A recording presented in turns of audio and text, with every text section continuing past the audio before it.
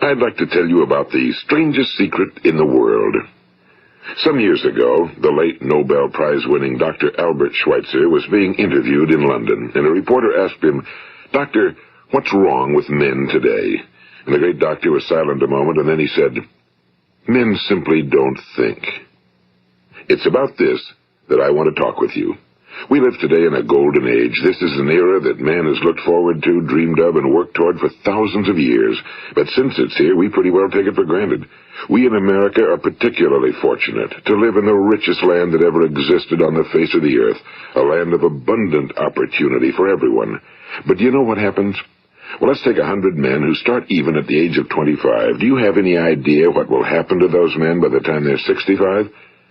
These 100 men who all start even at the age of 25 believe they're going to be successful. If you ask any one of these men if he wanted to be a success, he'd tell you he did. And you'd notice that he was eager toward life, that there was a certain sparkle to his eye, an erectness to his carriage, and life seemed like a pretty interesting adventure to him.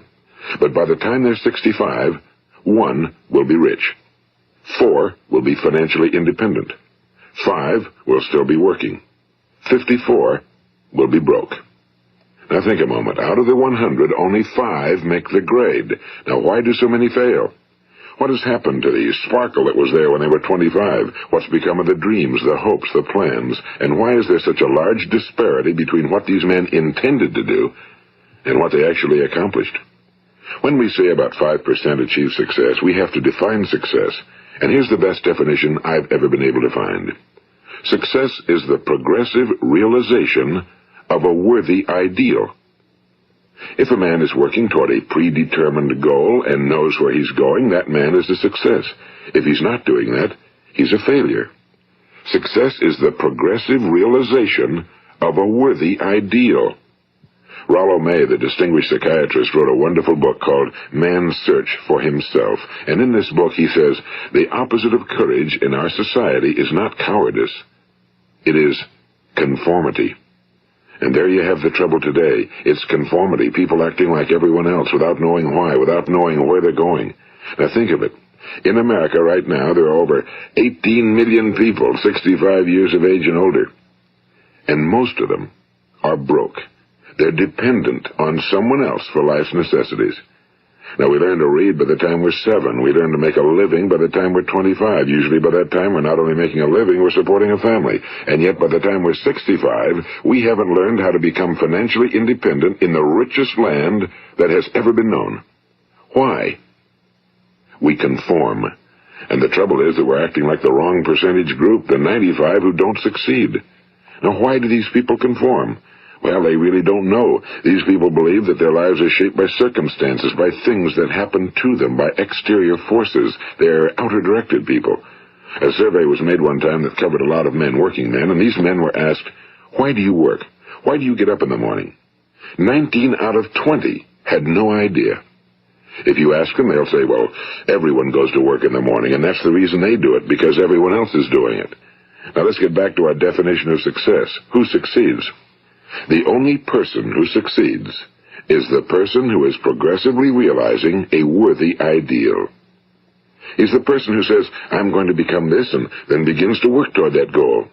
I'll tell you who the successful people are. A success is the school teacher who's teaching school because that's what he or she wants to do. The success is the woman who's a wife and mother because she wanted to become a wife and mother and is doing a good job of it. The success is the man who runs the corner gas station because that was his dream. That's what he wanted to do. The success is the successful salesman who wants to become a top-notch salesman and grow and build with his organization. A success is anyone who is doing deliberately a predetermined job because that's what he decided to do deliberately. But only 1 out of 20 does that. That's why today there isn't really any competition unless we make it for ourselves. Instead of competing, all we have to do is create. You know, for 20 years, I looked for the key which would determine what would happen to a human being. Was there a key I wanted to know which would make the future a promise that we could foretell to a large extent? Was there a key that would guarantee a person's becoming successful if he only knew about it and knew how to use it? Well, there is such a key, and I've found it. Have you ever wondered why so many men work so hard and honestly without ever achieving anything in particular, and others don't seem to work hard and yet seem to get everything? They seem to have the magic touch. You've heard them say that about someone. Everything he touches turns to gold. And have you ever noticed that a man who becomes successful tends to continue to become successful? And on the other hand, have you noticed how a man who's a failure tends to continue to fail? Well, it's because of goals. Some of us have goals, some don't. People with goals succeed because they know where they're going. It's that simple. Think of a ship leaving a harbor, and think of it with the complete voyage mapped out and planned. The captain and crew know exactly where it's going and how long it'll take. It has a definite goal. Now, 9,999 times out of 10,000, it will get to where it started out to get. Now, let's take another ship, just like the first, only let's not put a crew on it or a captain at the helm. Let's give it no aiming point, no goal, no destination. We just start the engines and let it go. I think you'll agree with me that if it gets out of the harbor at all, it will either sink or wind up on some deserted beach, a derelict. It can't go anyplace because it has no destination and no guidance, and it's the same with a human being. Take the salesman, for example. There's no other person in the world today with the future of a good salesman. Selling is the world's highest paid profession, if we're good at it and if we know where we're going. Every company needs top-notch salesmen, and they reward those men. The sky's the limit for them. But how many can you find? Someone once said the human race is fixed, not to prevent the strong from winning, but to prevent the weak from losing. The American economy today can be likened to a convoy in time of war. The entire economy is slowed down to protect its weakest link, just as the convoy had to go at the speed that would permit its slowest vessel to remain in formation. That's why it's so easy to make a living today. It takes no particular brains or talent to make a living and support a family today. So we have a plateau of so-called security, if that's what a person's looking for. But we do have to decide how high above this plateau we want to aim. Now let's get back to the strangest secret in the world, the story that I wanted to tell you today. Why do men with goals succeed in life and men without them fail? Well, let me tell you something which, if you really understand it, will alter your life immediately. If you understand completely what I'm going to tell you from this moment on, your life will never be the same again. You will suddenly find that good luck just seems to be attracted to you. The things you want just seem to fall in line, and from now on you won't have the problems, the worries, the gnawing lump of anxiety that perhaps you've experienced before. Doubt, fear, well, they'll be things of the past. Here's the key to success and the key to failure. We become what we think about. Now let me say that again. We become what we think about. Throughout all history, the great wise men and teachers, philosophers and prophets have disagreed with one another on many different things. It's only on this one point that they are in complete and unanimous agreement.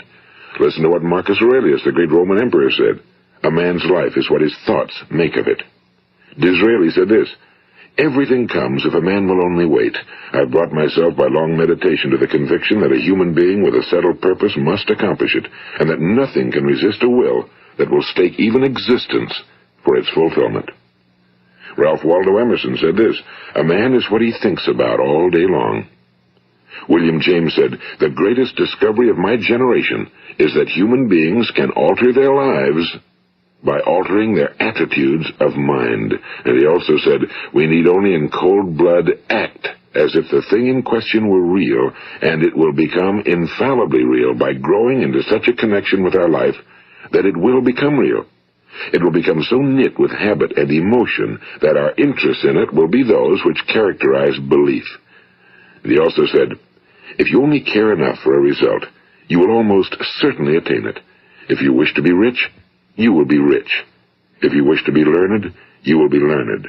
If you wish to be good, you will be good. Only you must then really wish these things and wish them exclusively, and not wish at the same time 100 other incompatible things just as strongly. In the Bible you read in Mark 9:23, if thou canst believe, all things are possible to him that believeth. My old friend Dr. Norman Vincent Peale put it this way, this is one of the greatest laws in the universe. Fervently do I wish I had discovered it as a very young man. It dawned upon me much later in life, and I found it to be one of the greatest, if not my greatest discovery outside of my relationship to God. The great law, briefly and simply stated, is that if you think in negative terms, you will get negative results. If you think in positive terms, you will achieve positive results. That is the simple fact, he went on to say, which is at the basis of an astonishing law of prosperity and success. In 3 words, believe and succeed. William Shakespeare put it this way: our doubts are traitors and make us lose the good we oft might win by fearing to attempt. George Bernard Shaw said, people are always blaming their circumstances for what they are. I don't believe in circumstances. The people who get on in this world are the people who get up and look for the circumstances they want, and if they can't find them, make them. Well, it's pretty apparent, isn't it?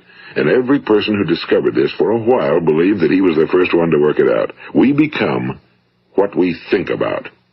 Now, it stands to reason that a person who's thinking about a concrete and worthwhile goal is going to reach it, because that's what he's thinking about, and we become what we think about. Conversely, the man who has no goal, who doesn't know where he's going, and whose thoughts must therefore be thoughts of confusion and anxiety and fear and worry, becomes what he thinks about.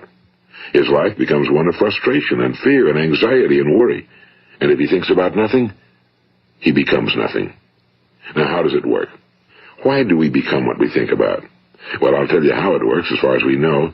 Now, to do this, I want to tell you about a situation that parallels the human mind. Suppose a farmer has some land, and it's good fertile land. Now, the land gives the farmer a choice. He may plant in that land whatever he chooses. The land doesn't care. It's up to the farmer to make the decision. Now, remember, we're comparing the human mind with the land because the mind, like the land, doesn't care what you plant in it. It will return what you plant, but it doesn't care what you plant. Now let's say that the farmer has 2 seeds in his hand. One is a seed of corn, the other is nightshade, a deadly poison. He digs 2 little holes in the earth and he plants both seeds, one corn, the other nightshade. He covers up the holes, waters, and takes care of the land, and what will happen? Invariably the land will return what's planted. As it's written in the Bible, as ye sow, so shall ye reap. Now remember, the land doesn't care. It'll return poison in just as wonderful abundance as it will corn. So up come the 2 plants, one corn, one poison. Now, the human mind is far more fertile, far more incredible and mysterious than the land, but it works the same way. It doesn't care what we plant. Success, failure. A concrete, worthwhile goal, or confusion. Misunderstanding, fear, anxiety, and so on. But what we plant, it must return to us. You see, the human mind is the last great unexplored continent on Earth. It contains riches beyond our wildest dreams. It will return anything we want to plant. Now, you might say, well, if that's true, why don't people use their minds more? Well, I think they figured out an answer to that one, too. Our mind comes as standard equipment at birth. It's free, and things that are given to us for nothing we place little value on. Things that we pay money for, we value. The paradox is that exactly the reverse is true. Everything that's really worthwhile in life came to us free. Our minds, our souls, our bodies, our hopes, our dreams, our ambitions, our intelligence, our love of family and children and friends and country, all these priceless possessions are free. But the things that cost us money are actually very cheap and can be replaced at any time. A good man can be completely wiped out and make another fortune. He can do that several times. Even if our home burns down, we can rebuild it. But the things we got for nothing, we can never replace. The human mind isn't used because we take it for granted. Familiarity breeds contempt. It can do any kind of job we assign to it, but generally speaking, we use it for little jobs instead of big, important ones. Universities have proved that most of us are operating on about 10% or less of our abilities. So decide now, what is it you want? Plant your goal in your mind. It's the most important decision you'll ever make in your entire life. What is it you want? Do you want to be an outstanding salesman? A better worker at your particular job? Do you want to go places in your company? In your community? Do you want to get rich? All you've got to do is plant that seed in your mind, care for it, work steadily toward your goal, and it will become a reality. It not only will, there's no way that it cannot. You see, that's a law, like the laws of Sir Isaac Newton, the laws of gravity. If you get on top of a building and jump off, you'll always go down. You'll never go up, and it's the same with all the other laws of nature. They always work. They're inflexible. Think about your goal in a relaxed, positive way. Picture yourself in your mind's eye as having already achieved this goal. See yourself doing the things you will be doing when you've reached your goal. Ours has been called the phenobarbital age, the age of ulcers and nervous breakdowns and tranquilizers. At a time when medical research has raised us to a new plateau of good health and longevity, far too many of us worry ourselves into an early grave trying to cope with things in our own little personal ways without learning a few great laws that will take care of everything for us.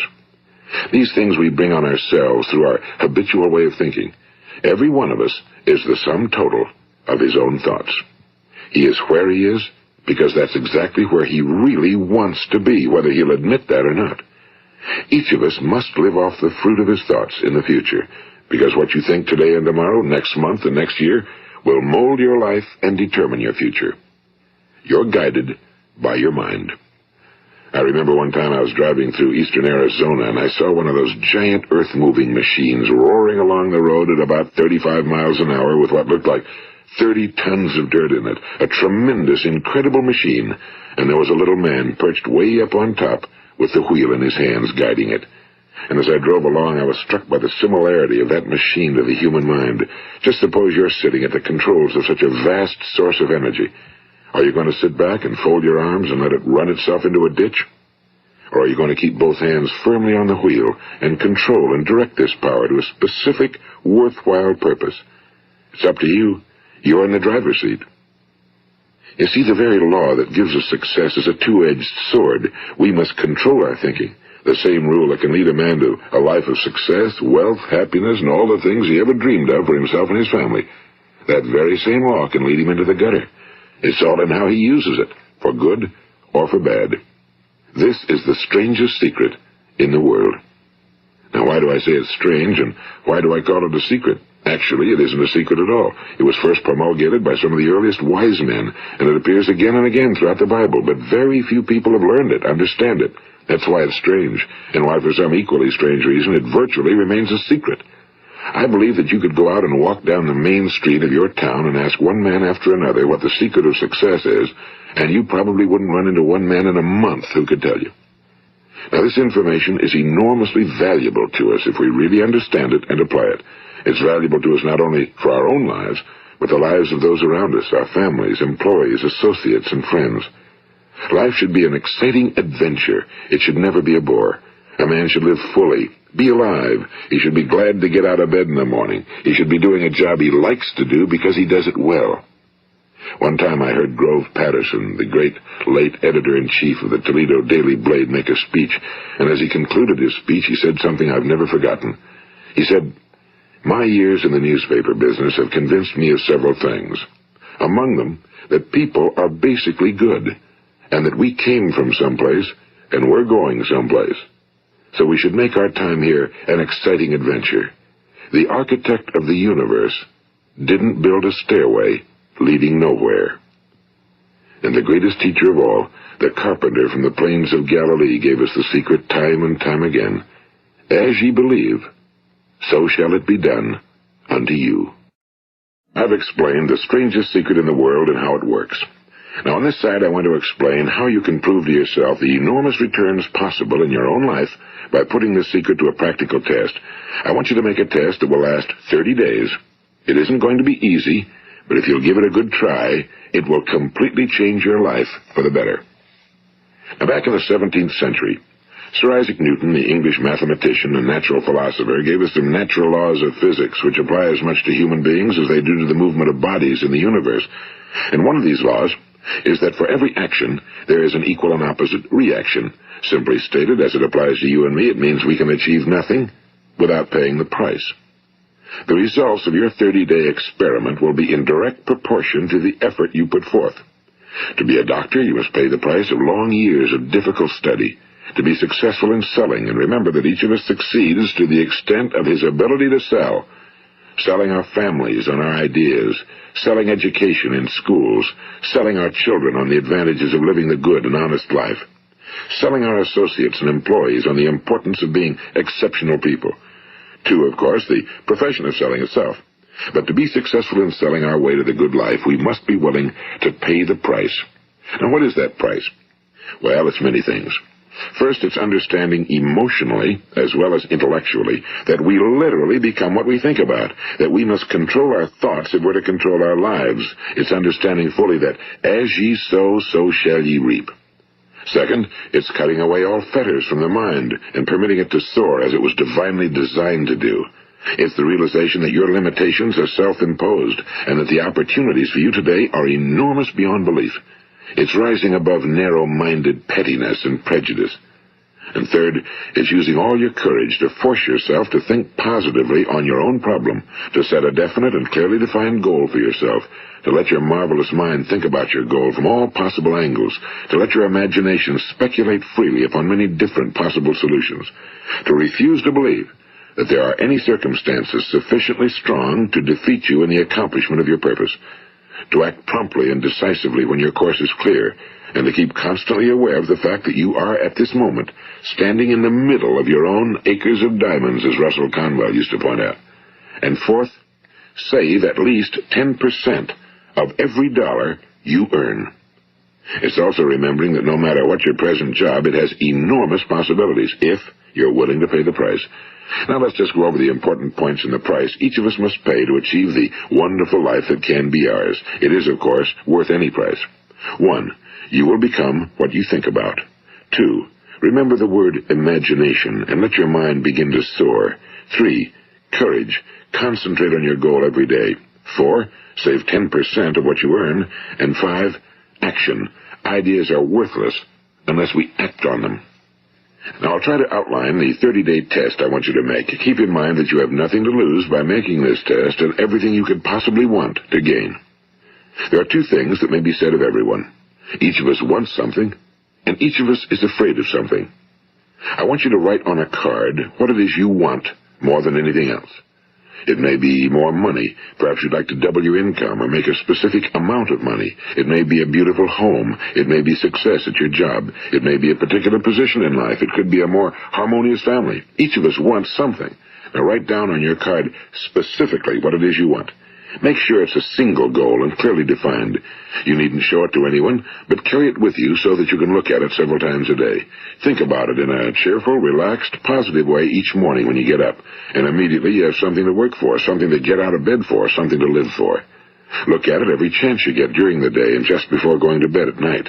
And as you look at it, remember that you must become what you think about, and since you're thinking about your goal, you realize that soon it will be yours. In fact, it's yours really the moment you write it down and begin to think about it. Look at the abundance all around you as you go about your daily business. You have as much right to this abundance as any other living creature. It's yours for the asking. Now we come to the difficult part. Difficult because it means the formation of what is probably a brand new habit, and new habits are not easily formed. Once formed, however, it will follow you for the rest of your life. Stop thinking about what it is you fear. Each time a fearful or negative thought comes into your consciousness, replace it with a mental picture of your positive and worthwhile goal. And there'll come times when you'll feel like giving up. It's easier for a human being to think negatively than positively. That's why only 5% are successful. You must begin now to place yourself in that group. For 30 days, you must take control of your mind. It will think about only what you permit it to think about. Each day for this 30-day test, do more than you have to do. In addition to maintaining a cheerful, positive outlook, give of yourself more than you've ever done before. Do this knowing that your returns in life must be in direct proportion to what you give. The moment you decide on a goal to work toward, you're immediately a successful person. You are then in that rare and successful category of people who know where they're going. Out of every 100 people, you belong to the top 5. Don't concern yourself too much with how you're going to achieve your goal. Leave that completely to a power greater than yourself. All you have to do is know where you're going. The answers will come to you of their own accord and at the right time. Remember these words from the Sermon on the Mount, and remember them well. Keep them constantly before you this month of your test. Ask, and it shall be given you. Seek, and ye shall find. Knock, and it shall be opened unto you. For every one that asketh receiveth, and he that seeketh findeth, and to him that knocketh it shall be opened. It's as marvelous and as simple as that. In fact, it's so simple that in our seemingly complicated world, it's difficult for an adult to understand that all he needs is a purpose and faith. For 30 days, Do your very best. If you're a salesman, go at it as you've never done before, not in a hectic fashion, but with the calm, cheerful assurance that time well spent will give you the abundance in return you deserve and want. If you're a homemaker, devote your 30-day test to completely giving of yourself without thinking about receiving anything in return, and you'll be amazed at the difference it makes in your life. No matter what your job, do it as you've never done it before for 30 days. And if you've kept your goal before you every day, you'll wonder and marvel at this new life you've found. Dorothea Brand, the outstanding editor and writer, discovered it for herself and tells about it in her fine book, Wake Up and Live. Her entire philosophy is reduced to the words, act as though it were impossible to fail. She made her own test with sincerity and faith, and her entire life was changed to one of overwhelming success. Now, you make your test for 30 full days. Don't start your test until you've made up your mind to stick with it. You see, by being persistent, you're demonstrating faith. Persistence is simply another word for faith. If you didn't have faith, you'd never persist. If you should fail during your first 30 days, by that I mean suddenly find yourself overwhelmed by negative thoughts, you've got to start over again from that point and go 30 more days. Gradually, your new habit will form until you find yourself one of that wonderful minority to whom virtually nothing is impossible. And don't forget the card. It's vitally important as you begin this new way of living. On one side of the card, write your goal, whatever it may be. On the other side, write the words we've quoted from the Sermon on the Mount. Ask, and it shall be given you. Seek, and ye shall find. Knock, and it shall be opened unto you. Nothing great was ever accomplished without inspiration. See that during these crucial first 30 days, your own inspiration is kept at a peak. And above all, don't worry. Worry brings fear, and fear is crippling. The only thing that can cause you to worry during your test is trying to do it all yourself. Know that all you have to do is hold your goal before you. Everything else will take care of itself. Remember also to keep calm and cheerful. Don't let petty things annoy you and get you off course. Now, since making this test is difficult, some will say, why should I bother? Well, look at the alternative. No one wants to be a failure. No one really wants to be a mediocre individual. No one wants a life constantly filled with worry and fear and frustration. Therefore, remember that you must reap that which you sow. If you sow negative thoughts, your life will be filled with negative things. If you sow positive thoughts, your life will be cheerful, successful, and positive. Now, gradually, you will have a tendency to forget what you've heard on this recording. Play it often. Keep reminding yourself of what you must do to form this new habit. Gather your whole family around at regular intervals and listen to what's been said here. You know, most men will tell you that they want to make money without understanding the law. The only people who make money work in a mint. The rest of us must earn money. This is what causes those who keep looking for something for nothing or a free ride to fail in life. The only way to earn money is by providing people with services or products which are needed and useful. We exchange our time and our product or service for the other man's money. Therefore, the law is that our financial return will be in direct proportion to our service. Now, success is not the result of making money. Making money is the result of success, and success is in direct proportion to our service. Most people have this law backwards. They believe that you're successful if you earn a lot of money. The truth is that you can only earn money after you're successful. It's like the story of the man who sat in front of the stove and said to it, give me heat, and then I'll add the wood. How many men and women do you know, or do you suppose there are today, who take the same attitude toward life? There are millions. We've got to put the fuel in before we can expect heat. Likewise, we've got to be of service first before we can expect money. Don't concern yourself with the money. Be of service, build, work, dream, create. Do this and you'll find there's no limit to the prosperity and abundance that will come to you. Prosperity, you know, is founded upon a law of mutual exchange. Any person who contributes to prosperity must prosper in turn himself. Sometimes the return will not come from those you serve, but it must come to you from someplace, because that's the law. For every action, there is an equal and opposite reaction. As you go daily through your 30-day test period, remember that your success will always be measured by the quality and quantity of service you render, and money is a yardstick for measuring this service. No man can get rich himself unless he enriches others. Now, there are no exceptions to a law. You can drive down any street in America and from your car estimate the service that's being rendered by the people living on that street. Had you ever thought of this yardstick before? It's interesting. Some, like ministers and priests and other devoted people, measure their returns in the realm of the spiritual, but again, their returns are equal to their service. Once this law is fully understood, any thinking person can tell his own fortune. If he wants more, he must be of more service to those from whom he receives his return. If he wants less, he has only to reduce his service. This is the price you must pay for what you want. If you believe you can enrich yourself by deluding others, you can end only by deluding yourself. It may take some time, but just as surely as you breathe, you'll get back what you put out. Don't ever make the mistake of thinking you can avert this. It's impossible.